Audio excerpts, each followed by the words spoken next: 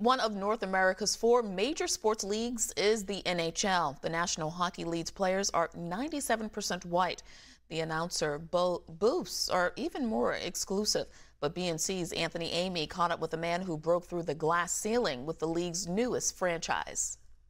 The National Hockey League has existed since 1917, and it currently fields 32 teams. But it wasn't until this season that an NHL team employed a black full-time broadcaster to announce its games. Done shot, blocked all the way through. Tanev once again got turned around, couldn't get his stick free.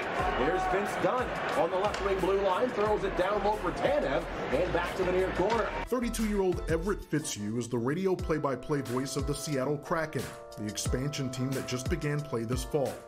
And although his achievement is historic, I had to ask Fitzhugh the question I know many of you are wondering. I'll cut right to the chase. How does a brother from Detroit get into hockey and make it all the way to the NHL? You know, I've never been asked that question before. You're the first.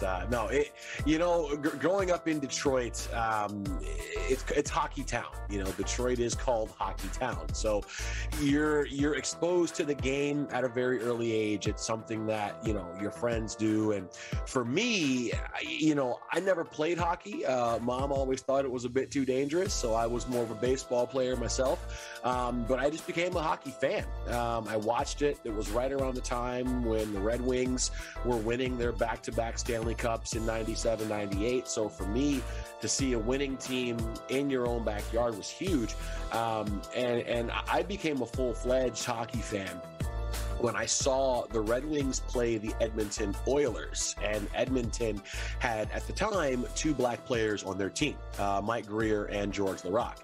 I went screaming through the house, Mom, there's two black players on the Oilers. They're playing hockey. It was such an inspiring and cool moment for me to see that. You heard Fitzhugh mention the players who captured his attention on the ice. Now, he is one of those who inspires all who see and hear him. It's something that I think about, that I have thought about. And it's a responsibility that I carry proudly. Growing up, I didn't have a lot of those positive black influences within the game of hockey to look up to. You know, I had those three players in the Oilers. You had guys like Jerome McGinley, who just went into the Hockey Hall of Fame, Kevin Weeks and Donald Brashear, even guys on ESPN like David Amber or John Saunders. But that was really it. You didn't see a lot of other black faces in hockey in other positions. So for me, to be able to be that positive black influence in the sport that I never had is a really, it's something that I take seriously. It's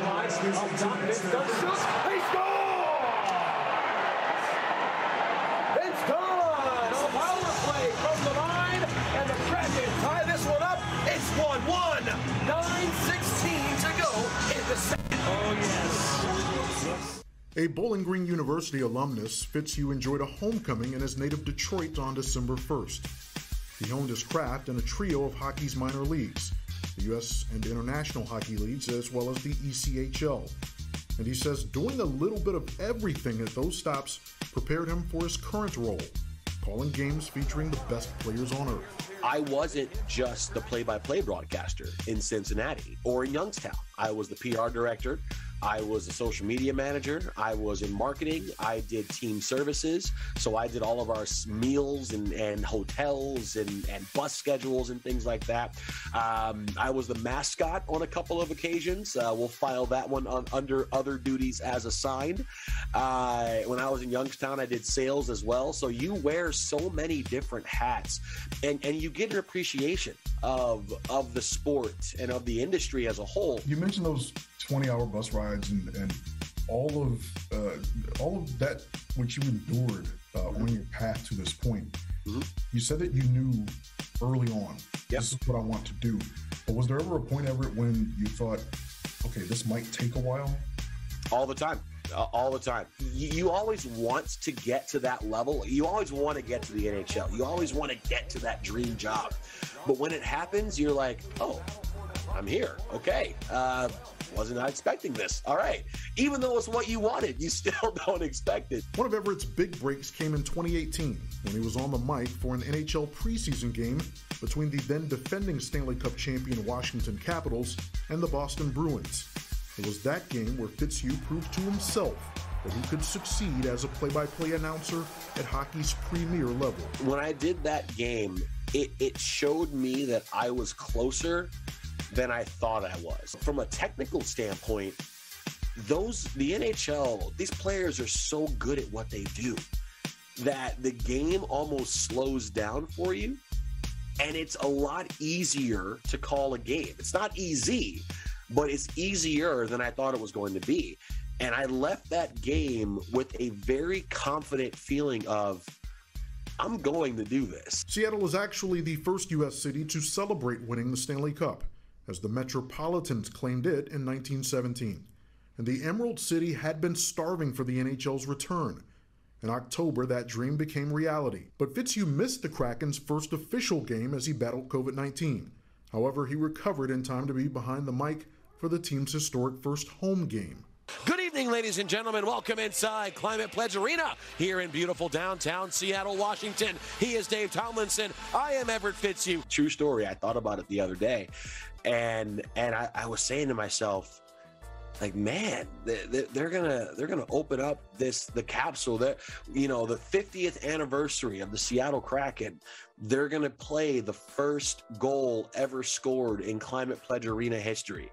And it's going to have my voice on it. All the big moments, our first hat trick, our first win at home, the first goal at home, our first playoff win, hopefully, our first Stanley Cup is going to have my voice on it. And in a very humbling, non-arrogant way, it's like, man, like this, yeah, yes, it is. So now that he's officially part of Seattle's sports power structure, there's only one thing left for Fitzhugh and his new bride to do. You got married this last year. Congratulations on that. Thank you. Thank you. So I have to get to this question because I would imagine that I'm not the only one that's wondering this. Have you met Russell Wilson and Sierra, and do you guys as couples hang out?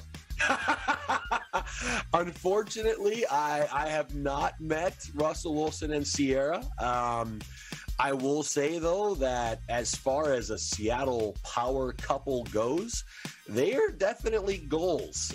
I've not met them yet. It's on the list. I have a little list of things that I want to accomplish here in Seattle, and dinner with Russ and Sierra is near the top. So, Russ, if you watch this, I promise it's not going to be all about football. We can talk about other things. We're good. Everett Fitzhugh, radio play-by-play voice of the Seattle Kraken of the National Hockey League. We really appreciate your time. Very proud of you.